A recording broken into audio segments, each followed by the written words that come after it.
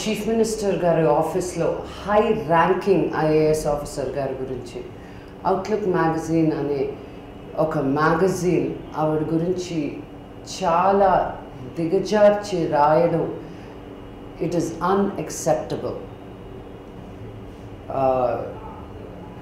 If a woman from such high ranking position gets subjectified like that, అంటే ఒక అందంగా ఉన్న అమ్మాయి హై ర్యాంకింగ్ పొజిషన్ వాడకూడదా అండి, ఉండకూడదా? So what is the media trying to opinionate the people? Because ఒక మీడియా అనేసరికి ఒక రెస్పాన్సిబిలిటీ ఉండాలి. Outlook magazine needs to come out because I respect that magazine so much. వాళ్ళు ఏం రాసినా కరెక్ట్గా ఉంటుంది అని ఇంత చీప్ టాక్టిక్స్కి ఒక టైటిలింగ్ దగ్గర నుంచి వాళ్ళ కార్టూన్ దగ్గర నుంచి రిటన్ బై ఎ ఉమెన్ అంటే నేను నమ్మలేకపోతున్నాను ఆ article. I think really strict action should be taken against that magazine. ఒక చీఫ్ మినిస్టర్ గారి ఆఫీస్లో హై ర్యాంకింగ్ ఐఏఎస్ ఆఫీసర్ గారి గురించి అవుట్లుక్ మ్యాగజైన్ అనే ఒక మ్యాగజైన్ ఆవిడ గురించి చాలా దిగజార్చి రాయడం ఇట్ ఈస్ అన్ఎక్సెప్టబుల్.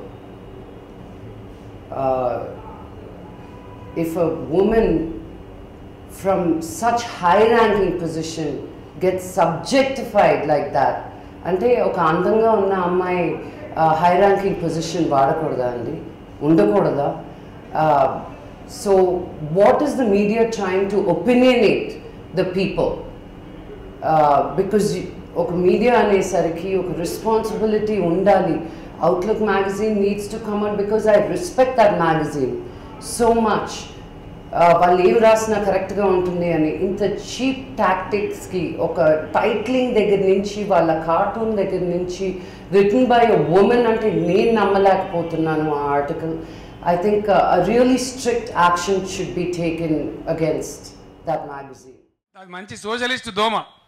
ఎందుకంటే దానికి ఏం తారతమ్యం లేదు. ఈయన మంత్రా కాదా, ఈయన ఊరు సర్పంచా కాదా అని చూసి కుడుతుంది ఆ దోమ. దానికి ఏం తెలుసు? ఆ చెత్త ఉన్నదంటే దోమ ఉంటుంది, దోమ ఉన్నదంటే మనకు కుడుతుంది.